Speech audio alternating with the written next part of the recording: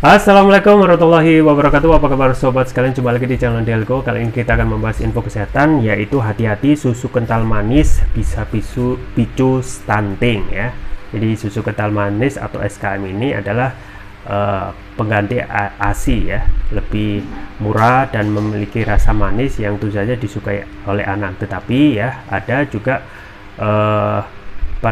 ancaman ya dari SKM atau susu kental manis, yaitu bisa picu stunting ya. Bagaimana selengkapnya, langsung saja kita baca dan kita ulas sesuai yang dilansir oleh cnnindonesia.com dalam laman gaya hidup. Jakarta, CNN Indonesia. Susu kental manis SKM kerap menjadi pilihan pengganti air minum air susu ibu ASI oleh beberapa orang. Produksi ini dianggap lebih murah dan memiliki rasa manis yang disukai anak. Padahal SKM tak bisa dijadikan pengganti susu. Kandungan gizi dalam SKM juga tergolong rendah, bahkan cukup berbahaya untuk kesehatan si kecil. Dokter spesialis anak di Rumah Sakit Permata Dokter Depok, Agnes Tri Haryaningrum, mengatakan salah satu dampak nyata dari pemberian SKM pada anak adalah diabetes dan stunting. Kandungan gula yang cukup tinggi membuat anak lebih cepat kenyang. Hal ini bisa membuat mereka enggan mengkonsumsi makanan lain untuk memenuhi kebutuhan gizinya. Susu kental manis ini proteinnya rendah, gulanya tinggi, membuat anak cepat kenyang, kata Agnes dalam diskusi media salah kaprah susu, kesehatan anak dan peran media sosial di Jakarta Selasa. Tak heran jika kemudian anak yang diberi SKM alih-alih ASI atau susu formula bisa mengalami kekurangan gizi. Ya, berat badan anak bisa naik dan atau turun drastis. Mereka juga jadi lebih mudah sakit karena daya tahan tubuhnya lebih lemah. Akhirnya anak stunting atau diabetes karena kelebihan gula. Agnes menyebut sebagian masyarakat memang masih menganggap SKM sebagai susu, padahal SKM bukanlah susu.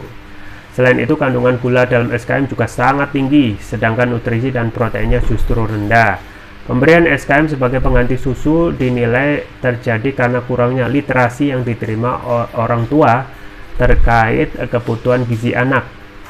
Iklan dan propaganda yang telah dilakukan sejak lama menyoal SKM sebagai bagian dari susu juga jadi salah satu penyebabnya. Bahkan meski informasi di atas kini sudah cukup populer, beberapa toko masih saja menyandingkan SKM dengan produk susu lainnya. Hal ini juga yang membuat orang tua tetap memperlakukan SKM sebagai susu. Banyak banget ya yang salah ya pemberian SKM sebagai susu. Padahal untuk jangka pendek bisa memicu malnutrisi seperti sindrom metabolik dan obesitas. Kalau jangka panjang bisa diabetes, kolesterol, jantung, dan ujung-ujungnya bisa jadi stunting, kata Agnes. Ya sobat sekalian, itu ya terkait dengan SKM yang harus kembali lagi ditegaskan ya. Di SKM itu bukan susu ya, karena bukan susu, dan karena minim gizi, lebih banyak gula, yang itu justru ya tidak bisa memenuhi kebutuhan gizi anak. Dan ini juga menjadi ancaman kalau nilai gulanya atau kandungan gulanya tinggi, itu akan menjadikan cepat kenyang ya. Jadi justru ya anak itu ya tidak akan menginginkan asupan makanan yang lain, padahal anak dengan kondisi masih dalam pertumbuhan masih perlu banyak nutrisi dan gizi. Dan salah kaprahnya SKM ini sebagai susu ini justru ya akan mengakibatkan, kalau tidak segera diubah ya pemikiran ini, maka ini akan berakibat dengan ancaman ke depan, yaitu penyakit diabetes ya, karena kandungan gulanya yang tinggi pun juga kalaupun dikonsumsi berulang-ulang ya, ujungnya ya selain diabetes ada kolesterol ya, jantung, dan ujung-ujungnya jadi stunting gitu ya. Jadi itu step-stepnya yang kita harus waspadai, karena kandungan gulanya luar biasa tinggi yang tidak cocok kalau dikonsumsi secara rutin.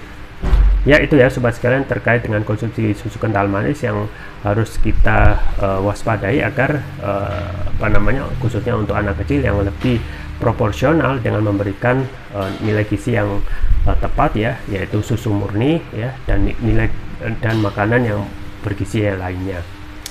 Dan saya juga selalu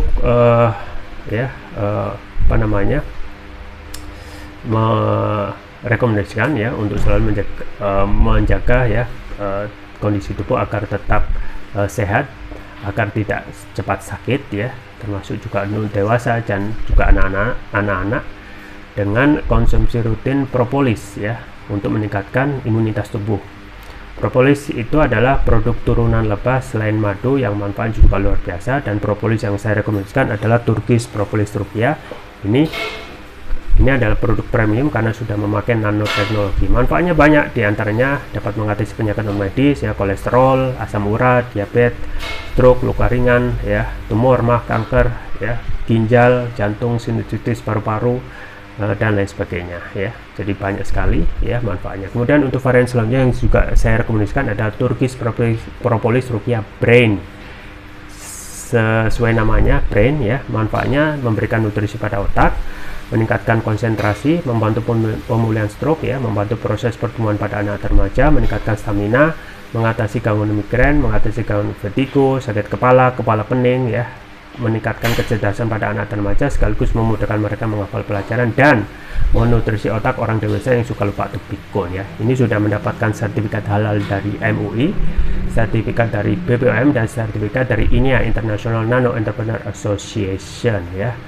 Jangan lupa untuk selalu menjaga kesehatan imunitas tubuh dengan konsumsi rutin Turkish Propolis Rupiah, atau bisa juga coba produk herbal kami yang lain, yaitu madu hutan.